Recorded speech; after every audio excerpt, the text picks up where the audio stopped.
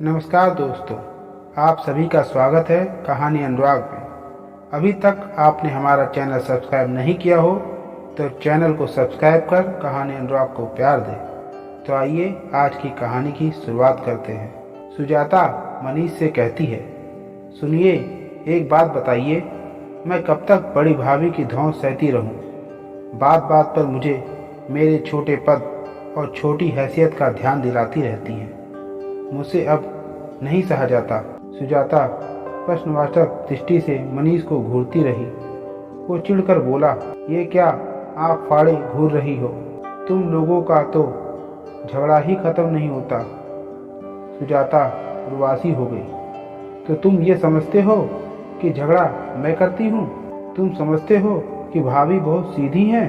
अरे बाबा, मुझे माफ़ करो। मुझे कुछ भी ना तो समझ में आता है और ना ही समझना चाहता हूँ। मैं बस इतना जानता हूँ कि मम्मी थी तो सब कुछ कितना सही चल रहा था, भैया भी कितने अच्छे हैं, तुम दोनों भी तो कितना हिल मिल कर रहती थी।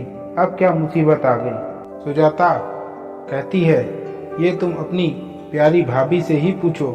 मनीष कहता है, हाँ तुम ठीक कह रही हो। अब वो समय आ ही गया है कि मैं अपनी जोरू के सिखाने पर अपने देवतुल्य भाई भाभी की नियत पर सवाल उठाऊं।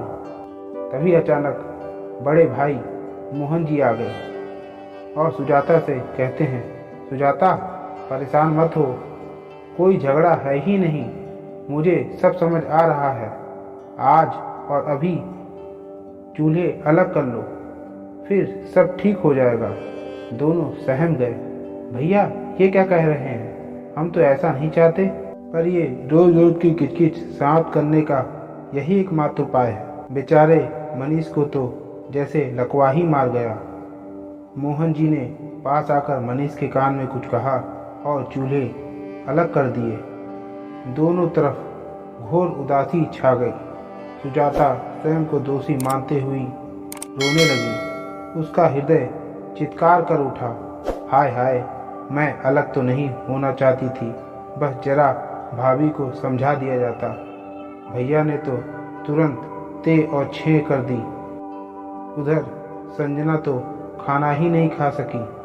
शोकाकुल होकर मन ही मन विलाप करने लगी। मम्मी जी के जाने के बाद मुझे ही बड़ी होने का घमंड हो गया था। ये जेठानी वाला कीड़ा कुछ ज़्यादा ही काटने लगा था।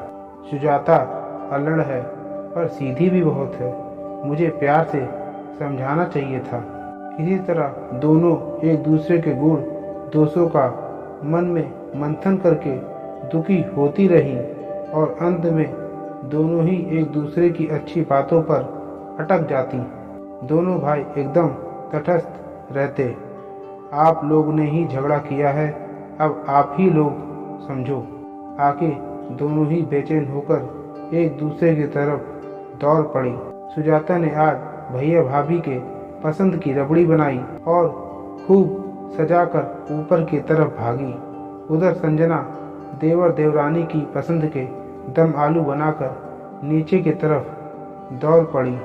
इसी दौड़ भाग में दोनों एक दूसरे से टकरा गई और दोनों एक दूसरे के गले लग गई। दोनों भाई भी यह देखकर मुस्कुराने लगे। मोहन जी हंसने लगे और मनीष से कहा, देखा मेरे होम्योपैथिक डोज का कमाल, अलग होते ही एक दूसरे की कीमत मालूम हो गई। सच भैया, एक के हाथ में चटपटे दम आलू तो दूसरे के हाथ में रबड़ी। फिर गहरी सांस लेकर मनीष बोला, आज तो दैवीय सुगंध से हमारे तो नथुने ही फड़क रहे हैं। दोस्तों, देवरानी और जेठानी का रिश्ता बहुत प्यार भरा होता है। इस रिश्ते में जरा सी भी ईर्ष्या वो कभी ना आने दे। इससे एक रिश्ता नहीं टूटता बल्कि पूरा परिवार बिखर जाता है। हर किसी में कुछ ना कुछ अवगुण अवश्य होता है, कोई परिपूर्ण नहीं होता। इसलिए हमें आपस में एक दूसरे की कमियां ना निकालकर प्यार के साथ रहना चाहिए। दोस्तों, आशा करता हूँ कि ये कहानी आपको पसंद आई होगी।